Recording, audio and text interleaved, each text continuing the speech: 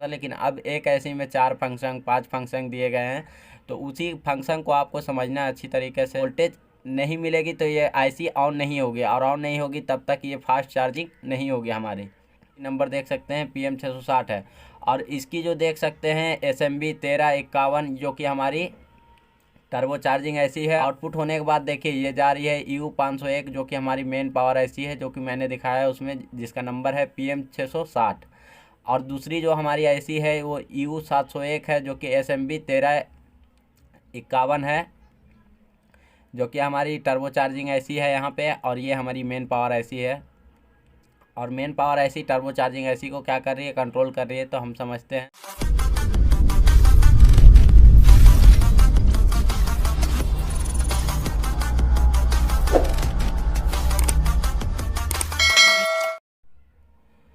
Hi friend, आज हम बात करेंगे टर्बो चार्जिंग सेक्शन के ऊपर, जो कि हमारे फ़ोन में, पहले के फ़ोन में क्या होता था कि जैसे हम इसमें चार्ज में लगाते हैं फ़ोन को तो वो बहुत टाइम लेता था, 1 से 2 घंटा लग जाता था फुल चार्ज होने में। लेकिन अभी के फ़ोनों में ऐसा कुछ भी नहीं है। जैसे आप फ़ोन को चार्ज में लगाते हो वैसे ही 10 से 20 मिनट में आपकी फुल चार्ज हो जाती है। तो उसमें कौन सी आईसी यूज़ होती है और कैसे काम करती है उसकी एक एक लाइन, उसी के बारे में बात करेंगे अच्छी तरीक़ा से फुल डिटेल में। तो जो हमारी ऐसी यूज होती है टर्बो चार्जिंग ऐसी, उसे बोलते हैं फास्ट चार्जिंग के लिए यूज की जाती है। जो कि आप यहाँ पे नंबर देख सकते हैं SMB 1351 और चाहे SMB 1350, दोनों ऐसी क्या है, सेम है। अगर आपके पास अगर SMB 1351 अगर ख़राब हो जाता है, अगर आपके पास SMB 1350 ऐसी है तो आप उस नंबर का भी ऐसे इसमें लगा सकते हैं। दोनों ऐसी सेम है, खाली नाम अलग अलग दिया गया है इसमें, और दोनों का स्कीमेटिक भी सेम है। और ये जो है डबल पावर ऐसी में जो यूज होता है, डबल पावर ऐसी में जो जिस भी फ़ोन में डबल पावर ऐसी लगे हुए रहते हैं उसी फ़ोन में ये SMB 1351 का जो ऐसी होता है, जो कि हमारी टर्बो चार्जिंग ऐसी होती है, उसी में ये क्या होता है, यूज होता है। तो पहले जो हम चार्जिंग सेक्शन के बारे में समझे थे वो हमारी सिंगल पावर ऐसी के बारे में, चार्जिंग सेक्शन के बारे में इन्फॉर्मेशन थी। अब लेकिन जो डबल पावर ऐसी है और उसमें चार्जिंग सेक्शन कैसे काम करती है, और हमारी टर्बो चार्जिंग ऐसी अगर उसी में इनबिल्ट रहती है तो हमारी चार्जिंग सेक्शन कैसे वर्क करती है। तो सबसे पहले हम इसको समझ लेते हैं ब्लॉक डायग्राम में, किसकी ब्लॉक डायग्राम में कैसे बता रही है। तो आप देख सकते हैं यहाँ पर, पहले हम आपको दिखा देते हैं कि ये देखिए हमारी मेन पावर ऐसी है जो कि हमारी PM660 है। और ये पावर पूरी सप्लाई पावर का ये दिया जाता है हर एक एक सर्किट में, जो कि हमारी इसकी नंबर देख सकते हैं PM660 है। और इसकी जो देख सकते हैं SMB 1351 जो कि हमारी टर्बो चार्जिंग ऐसी है। अब हम इसके ब्लॉक डायग्राम को पहले समझेंगे, उसके बाद हम इसकी एक एक लाइन को समझाएंगे कि इसमें एक एक लाइन कैसे काम करती है। और अगर आप इससे पहले वाली वीडियो को मेरी नहीं देखे होंगे चार्जिंग सेक्शन की, तो आप उस वीडियो को जाके देख सकते हैं। अगर वो वीडियो आप अच्छी तरीके से देख लेते हैं तो आपको ये वीडियो को समझने में ज़्यादा परेशानी नहीं आएगी, आप अच्छे से और आराम से इस वीडियो को समझ जाएंगे। तो पहले के वीडियो में क्या हो रहा था, जैसे देखिए, जैसे ही आप उसमें चार्जर लगाते हैं तो चार्जर लगाने के बाद देखिए एक वोल्टेज बनता है USB VBUS के नाम से, जो कि हमारी 5 वोल्टेज होती है, जो चार्जर से आउटपुट होता है 5 वोल्टेज। आउटपुट होने के बाद देखिए ये जा रही है EU501 जो कि हमारी मेन पावर ऐसी है, जो कि मैंने दिखाया है उसमें, जिसका नंबर है PM660। और दूसरी जो हमारी ऐसी है वो EU701 है, जो कि SMB 1351 है, जो कि हमारी टर्बो चार्जिंग ऐसी है यहाँ पे। और ये हमारी मेन पावर ऐसी है। और मेन पावर ऐसी टर्बो चार्जिंग ऐसी को क्या कर रही है, कंट्रोल कर रही है, तो हम समझते हैं। तो USB VBUS इनपुट होता है यहाँ 5 वोल्टेज। अब 5 वोल्टेज इनपुट होने के बाद ये डायरेक्ट चली जाती है कहाँ, पावर ऐसी में, जो कि मेन पावर ऐसी है, उसमें भी दी जाती है इसकी चार्जिंग की फंक्शन। और वहीं से एक लाइन लिया गया है, यही लाइन है VBUS की लाइन है। ये 5 वोल्टेज एक दूसरी ऐसी में इन हो रही है, जो कि हमारी टर्बो चार्जिंग ऐसी है, वो यूज होती है। और यूज होने के बाद इसका जो I2C लाइन से इसका डाटा को रीड किया जाता है और फिर इसमें राइट किया जाता है, फिर इसमें क्लॉक सिग्नल दी जाती है I2C लाइन के द्वारा। अगर आप I2C प्रोटोकॉल के बारे में नहीं जानते तो आप देख सकते हैं मेरी वीडियो को कि I2C कैसे काम करती है और I2C की एक एक लाइन कैसे वर्क करती है। तो I2C अगर ये मतलब I2C जो प्रोटोकॉल है वो, इसमें डाटा राइट होने के बाद देखिए एक चार्जिंग आईसी से इसका जो मेन पावर आईसी है जो PM660 है, इससे एक वोल्टेज दी जाती है जो कि हमारी बूट पावर के नाम से होती है 1.8 वोल्टेज, और ये दी जाती है डायरेक्ट किसको, SMB 1351 को, जो कि हमारी टर्बो चार्जिंग ऐसी है उसको दी जाती है ताकि ये टर्बो चार्जिंग ऑन हो सके। और देखिए ये स्टेट जो STAT यहाँ पे लिखा हुआ स्टेट चार्ज लिखा हुआ है, ये देखिए स्टेटस चार्जिंग की ये इनेबल करने के लिए ये दिया जाता है ये वोल्टेज। इसकी भी वोल्टेज 1.8 वोल्टेज होती है, तब ये जाके ये ऐसी क्या होती है, ऑन होती है। और ऑन होने के बाद ये देखिए यहाँ से VPH आउट निकलता है, और यहाँ से भी देखिए दोनों से VPH आउट हो रहा है, दोनों लाइन क्या हो रहा है यहाँ पे जाके दोनों एक में मिल रहा है, तब इसकी एम्पियर क्या होती है, हाई होती है। और हाई होने के बाद VBAT से आउट किया जाता है वोल्टेज को, और आउट करने के बाद बैटरी हमारी क्या होती है, फास्ट चार्जिंग होती है। और ये जो VPH बन रहा है VPH-P के नाम से, ये हमारी सारी सेक्शन को दे दिया जाता है जहाँ जहाँ इसकी रिक्वायरमेंट होती है।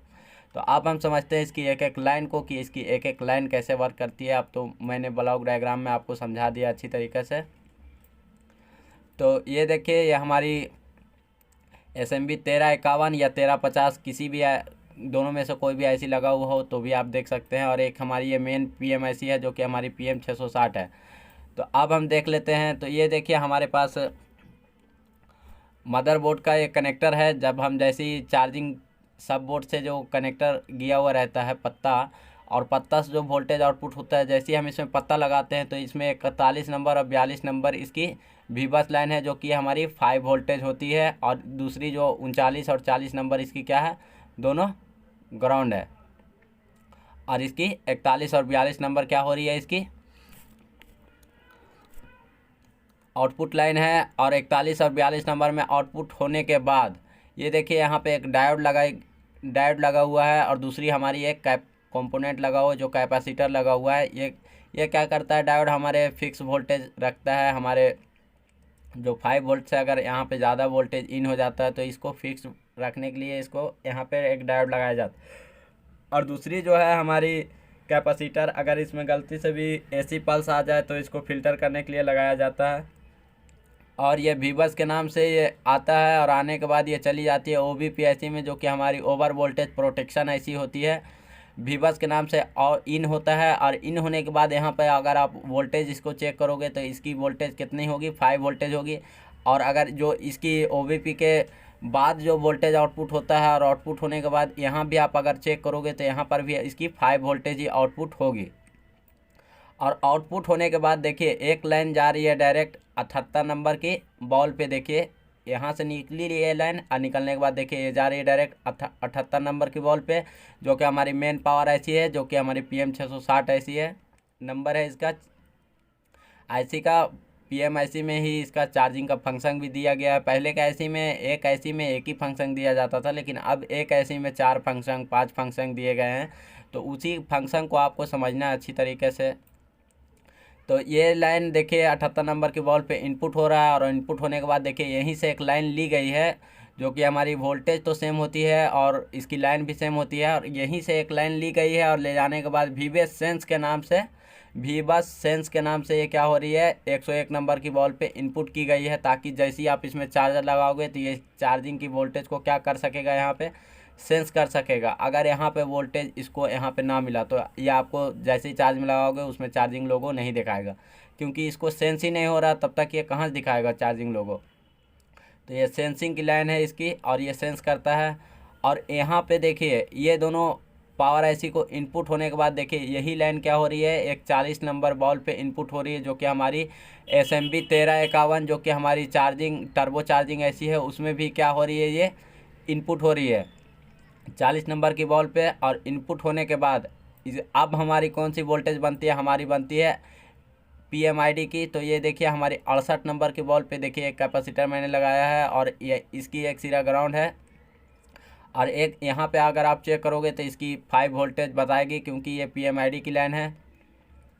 और देखिए इसमें भी एक वोल्टेज बनेगी इस IC में भी, क्योंकि ये 35 नंबर की बॉल पे बनेगी, जो कि हमारी PMID के नाम से एक कैपेसिटर लगा हुआ है। यहाँ पे अगर आप चेक करोगे SMB 1351 में, तो आप यहाँ पे चेक करोगे अच्छी तरीक़े से तो उसमें बताएगा कि इसमें 5 वोल्टेज बताएगा, यहाँ पे 5 वोल्ट। और ये वोल्टेज बताने के बाद इसमें आईडी से इन्फॉर्मेशन ली जाती है PM660 में कि इसमें बैटरी लगा हुआ है या नहीं है। अगर जब तक इसमें बैटरी नहीं लगा हुआ रहेगा तब तक ये क्या होगी, वोल्टेज आउटपुट नहीं करेगी वीवेट के पास। और जब तक ये वीवेट पे आउटपुट नहीं करेगी तो आपका फ़ोन क्या होगा, चार्ज नहीं होगा। तो ये लाइन को भी आप चेक करें कि बैटरी की इन्फॉर्मेशन ना लेगी तो भी ये क्या होगी, आउटपुट वोल्टेज नहीं निकालेगी। तो आप ये लाइन से ये चेक करती है ये आईडी लाइन से, और उसके बाद फिर ये थर्मल लाइन से इसकी सेंसिंग की जाती है कि इसका जो हीटिंग बराबर है या नहीं है।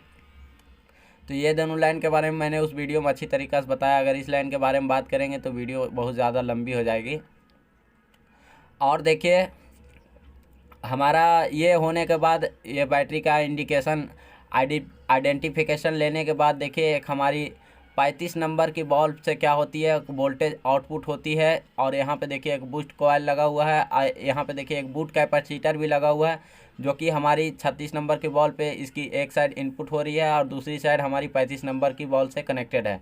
और इस कैपेसिटर को अगर आप चेक करोगे मदरबोर्ड में, GR इसकी चेक करोगे तो दोनों साइड क्या होगा, GR बताएगा, क्योंकि ये सीरीज में लगा हुआ है। तो दोनों साइड इसका क्या बताएगा, GR बताएगा। इसकी एक सिरा भी ग्राउंड नहीं होगी, ये पैरेलल में नहीं लगा होता है। तो इसको आप अच्छी तरीक़े से चेक करें कि एक बूट कैपेसिटर के पास अगर आप चार्ज में लगा के चेक करोगे तो एक साइड आपकी 7 वोल्टेज से लेके आपको 12 या 13 वोल्टेज तक दिखेगा, मतलब यहाँ पे। और इसकी ये इस साइड में अगर आप चेक करोगे कैपेसिटर के इस साइड, तो आपको 4 वोल्टेज देखने को मिलेगा, 3.7 से लेकर 4.2 वोल्टेज तक देखने को मिलेगा। तो ये हमारी जब यहाँ पे 4.2 वोल्टेज बन जाती है, तो बनने के बाद इस कॉइल के द्वारा ये 37 नंबर की बॉल पे क्या होती है, इनपुट होती है। और यहाँ से जब जैसे ही इनपुट होती है, और इनपुट होने के बाद क्या होती है, यहाँ से 48 नंबर की बॉल पे यहाँ से आउटपुट हो जाती है बैटरी कनेक्टर के पास। और बैटरी कनेक्टर के पास आउटपुट होने के बाद ये क्या होती है, फ़ोन हमारी चार्ज होने लगती है। तो इसमें टर्बो चार्जिंग कैसे काम करती है, तो इसके बारे में तो आप अच्छी तरीक़ा से समझ लिए कि ये कैसे काम करती है। और अब समझते हैं कि इसकी टर्बो चार्जिंग कैसे काम करती है। और यहाँ से 37 नंबर की बॉल से निकलने के बाद ये देखिए, यहाँ पे एक VPH पावर बन रहा है, और ये हमारी सारी सेक्शन में दे दी जाती है जहाँ जहाँ इसकी ज़रूरत होती है।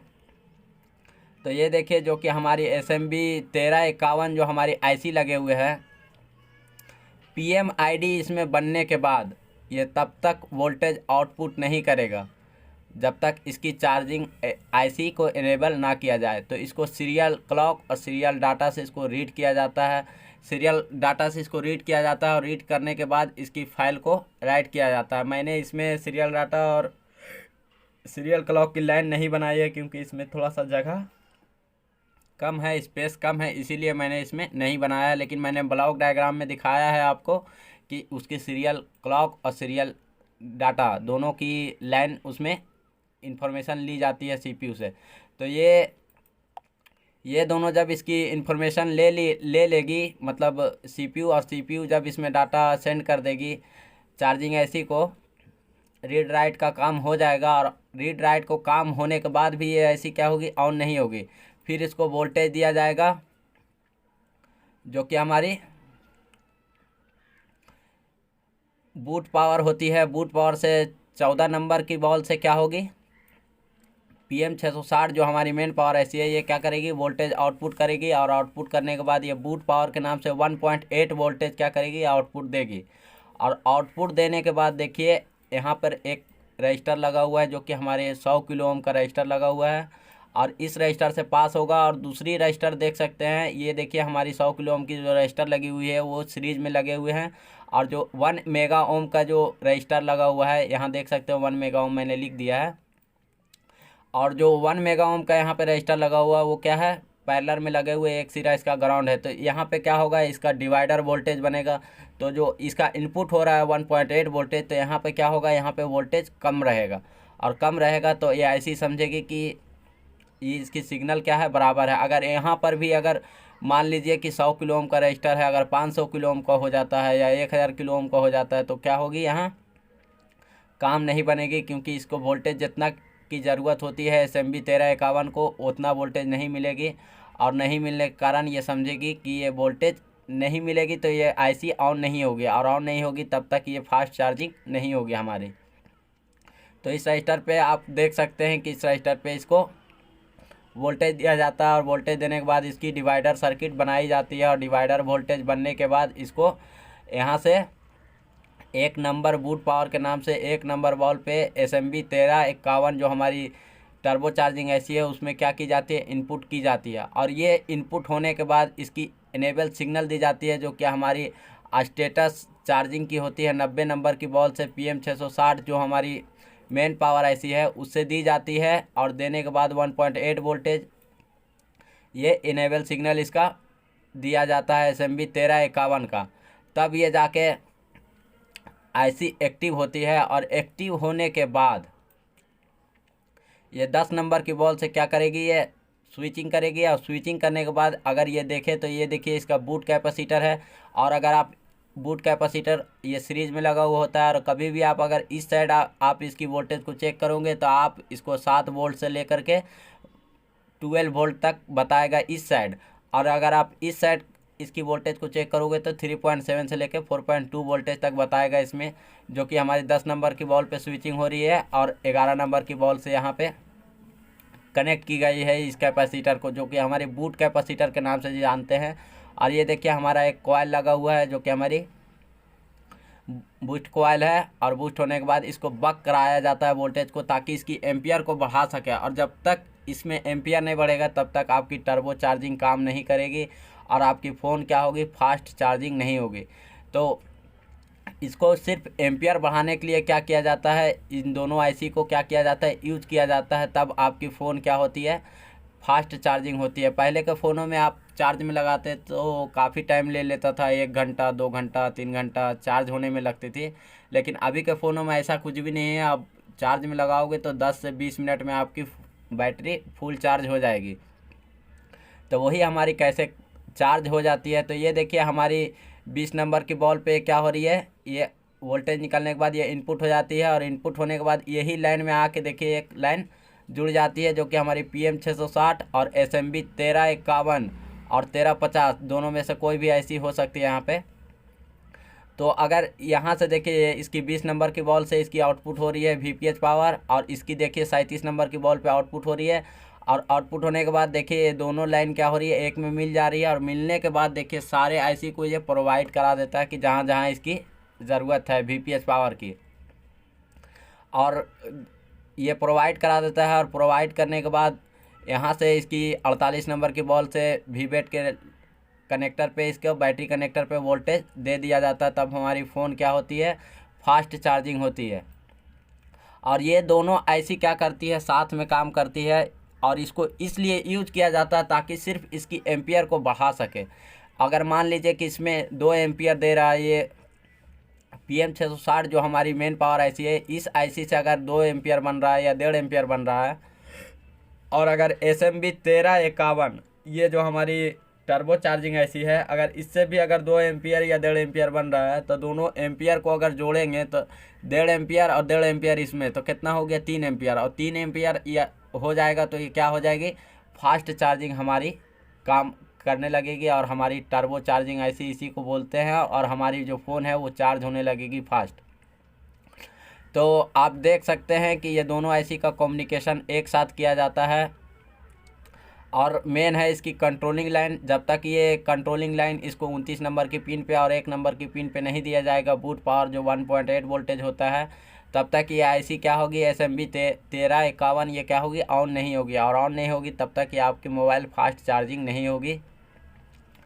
तो और देखिए इसमें एक और लाइन दी जाती है जो कि हमारी 179 नंबर की बॉल से क्या हो रही है, आप देख सकते हैं 179 नंबर की बॉल से इनको एक वोल्टेज दिया जाता है 1.8 वोल्टेज, जो कि हमारी VREG L13 से आउट किया जाता है, जो कि हमारी PM660 जो मेन पावर IC है यहाँ से आउट किया जाता है।